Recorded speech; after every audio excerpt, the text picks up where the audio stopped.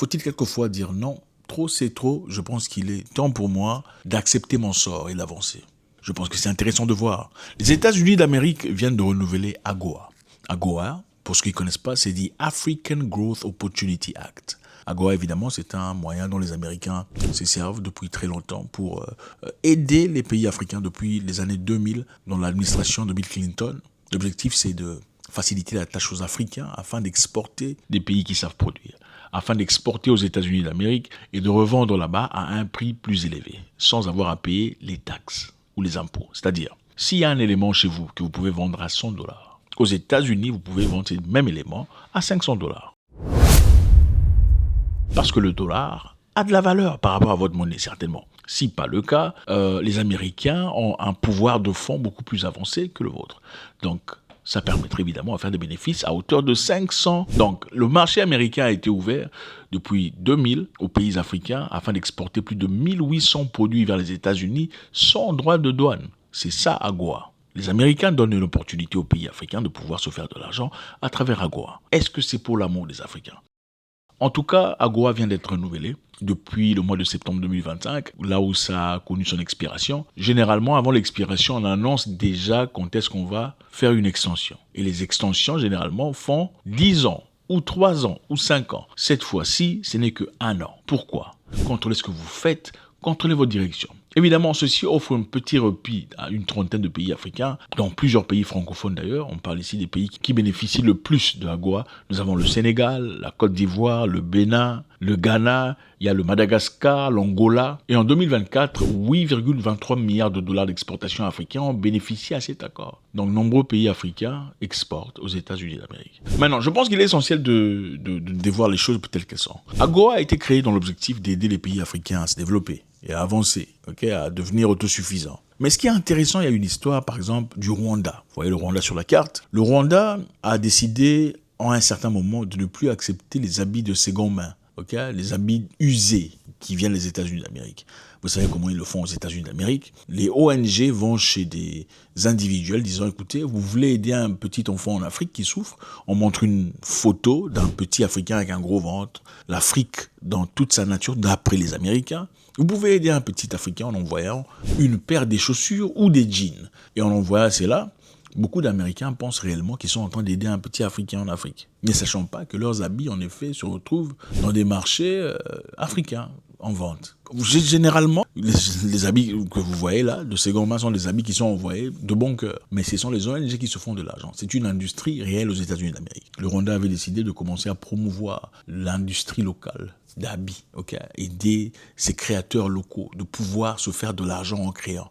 Mais on ne pouvait pas le faire de manière effective avec des habits venant des États-Unis presque gratuits parce que ça coûte presque rien. C'est d'une compétition injuste. Le Rwanda a donc dit désormais on n'acceptera plus les habits de seconde main venant des États-Unis d'Amérique. Qu'est-ce que les Américains ont fait ? Les Américains ont menacé le Rwanda, disant nous allons vous balancer hors de portée de AGOA si vous osez faire ça. Nous voulons accès à votre marché, même avec nos habits de seconde main. Initialement, on pensait que AGOA avait pour objectif d'aider les Africains à se développer. Mais finalement, ce n'était plus le cas. Quand le pays africain veut vraiment se développer, on lui dit non, il faut rentrer en arrière. AGOA a aussi été utilisé contre les Sud-Africains. L'Afrique du Sud envoie des voitures aux États-Unis d'Amérique. Oui, on fabrique des BMW et des Mercedes en Afrique du Sud qui sont généralement envoyés aux États-Unis pour une vente. La plupart des voitures américaines, BMW et Mercedes, viennent d'Afrique du Sud. Donc il y a un gros marché là-bas, automobile, un gros marché agricole sud-africain aux États-Unis d'Amérique.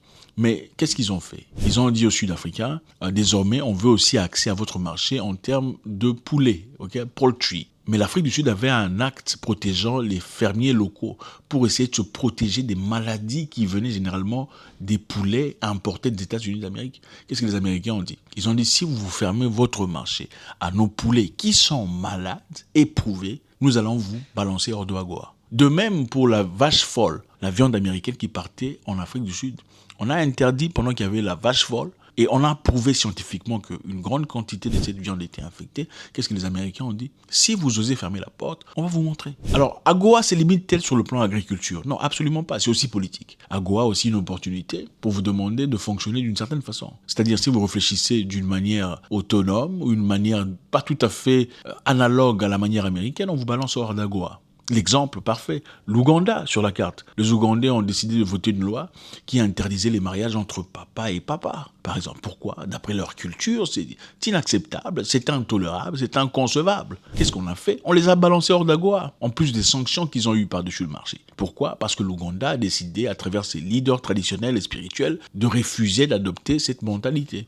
Contrairement, les Africains, généralement, peuvent avoir plusieurs femmes. Okay? Dans plusieurs pays, en tout cas, c'est légal. On peut avoir une première, une seconde, une troisième, une quatrième. Mais est-ce qu'on peut le faire aux États-Unis d'Amérique légalement? Absolument pas, vous serez jeté en prison. Pour les Africains, ça, on n'accepte pas. Mais pour eux, il faut accepter parce que c'est la liberté de choix. C'est ça, d'une certaine façon. On a mis la pression sur l'Ouganda au point où l'Ouganda était incapable de recevoir même des prêts venant des institutions étrangères. L'objectif d'AGOA ici a beaucoup changé. Ce n'est pas seulement aider. L'objectif d'AGOA est ici le contrôle aussi. C'est aussi une question d'avoir accès à votre marché. C'est aussi une question de sécuriser les ressources, donc prioriser les minéraux critiques comme en RDC, en Guinée, au Gabon, pour réduire la dépendance de la Chine. Donc les Américains ne veulent plus recevoir beaucoup de ces histoires venant de la Chine. Ils veulent gagner le terrain en Afrique.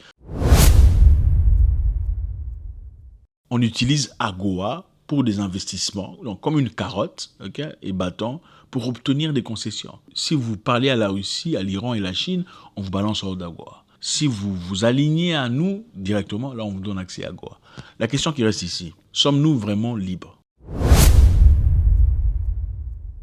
L'AES, je sais que beaucoup ne le savent pas, mais l'AES a reçu des intermédiaires américains pour aller discuter, tenter de maintenir des canaux, des discussions avec les États-Unis d'Amérique. Ce n'est pas fait officiellement, parce que si c'est fait officiellement, les Américains auront l'impression de ne pas soutenir leur propre idéologie selon laquelle il faut seulement soutenir des leaders démocratiquement élus. Les intermédiaires américains, militaires, ont été au Niger pour aller discuter. Les envoyés non officiels, des experts en sécurité, des anciens diplomates, des consultants ont approché des responsables sahéliens pour sonder leurs intentions. Okay? Les États-Unis veulent évidemment éviter que l'AES tombe totalement dans l'orbite russe.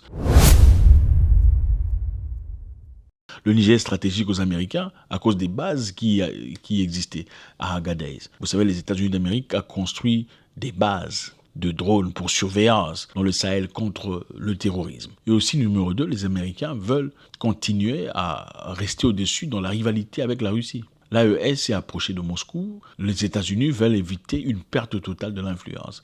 Donc, comment on évite une perte totale? Soit par la force, soit par la gentillesse. C'est soit par la gentillesse, c'est-à-dire on va vous offrir de la sécurité, des entraînements, des investissements, ou par la force. Maintenant, ils sont en train de le faire dans la gentillesse, en envoyant des envoyés spéciaux. Et ce ne sont pas des gens qui sont officiellement reconnus. Ce sont des experts en sécurité, ce sont des contracteurs et all bazar. Mais il y a aussi une force sécuritaire quelque part. Où les Américains sont physiquement au Nigeria, déjà. Ils ont perdu leur base au Niger. Ils sont maintenant au Nigeria. Contrairement à ce que beaucoup pensaient. Quand on vous disait que Donald Trump veut partir au Nigeria pour les bombarder, les gens disaient quoi? Trump cherche un moyen pour rentrer, pour aller piller. Les Nigérians ont repoussé, n'est-ce pas? Mais finalement, maintenant, je vous confirme, les militaires américains ont été officiellement acceptés au Nigeria. C'est-à-dire le Nigeria et le Niger, regardez sur la carte. Les États-Unis difficilement acceptent une forme de défaite, c'est-à-dire vous leur demandez de quitter et ils quittent sans leur volonté, comme on leur a demandé de le faire au Niger. Maintenant, ils sont au Nigeria, dans le pays voisin. Posez-vous la question de savoir, le Nigeria qui avait refusé catégoriquement d'accepter la présence américaine chez eux, citant la souveraineté, désormais a des militaires américains sur place. Qu'est-ce qui risque de se passer pour l'influence autour du Niger? Alors, je pense qu'il y a de bonnes questions à se poser. Soit vous allez coopérer avec les Américains en leur accordant accès, surtout à l'uranium. Ils ne veulent pas que l'uranium va ou passe entre les mains des Iraniens, surtout pas. Soit on risque de voir des choses se dérouler très rapidement en cascade. Soit vous allez coopérer avec nous, en tout cas en termes d'uranium, qui est très important dans ce cas. Vous pensez que Agadez, là, et tout le bazar, c'était seulement pour surveiller les terroristes? Absolument pas. C'est aussi question de voir où va l'uranium et le reste. Ah, tout à fait, c'est ça. Avant de faire la surveillance contre les terroristes et les entraînements de vos militaires, il faut aussi savoir de qui il s'agit, avec qui on est en train de dealer. Donc c'est ça. Les États-Unis d'Amérique viennent de renouveler AGOA. AGOA, je pense que c'est nécessaire ou pas pour les Africains. Apparemment, il y a des histoires dans lesquelles vous rentrez des amitiés, des relations où vous devenez esclave en réalité. Vous pensiez gagner au départ, mais en réalité, c'est vous qui êtes esclave. Pour que beaucoup de pays africains reçoivent accès à AGOA récemment, il a fallu accepter de recevoir des expulsés américains. Pas américains, mais des expulsés par les États-Unis. Ce sont souvent des gens qui sont venus d'Afghanistan, du Venezuela, des bandits, des criminels, pour accepter le cas du Ghana, par exemple. Le Ghana avait été bloqué de réception de visa. Sinon, acceptez les gens que nous vous renvoyons. Et évidemment, ce n'est pas par amitié que Donald Trump le fait. Pourquoi il ne les envoie pas en France ou en Hollande? Mais il les envoie dans des pays qu'il appelle shithole country, c'est clair. Il faut appeler chaque chose en son nom. AGOA, est-ce nécessaire ou pas? Comment est-ce qu'on peut mitiguer ce genre d'histoire? On peut changer ce genre d'histoire en marchant dans une idée analogue. Mais malheureusement, les Africains entre eux-mêmes. Regardez le Niger et le Bénin. Regardez le Burkina Faso et la Côte d'Ivoire. C'est incroyable. Faites-moi savoir ce que vous en pensez. C'est toujours avec beaucoup de plaisir. Les Américains sont au Nigeria. Ils sont là, les militaires, physiquement, déjà. On dit que c'est un nombre très réduit, mais on ne sait pas, on ne peut pas vous le dire, le confirmer.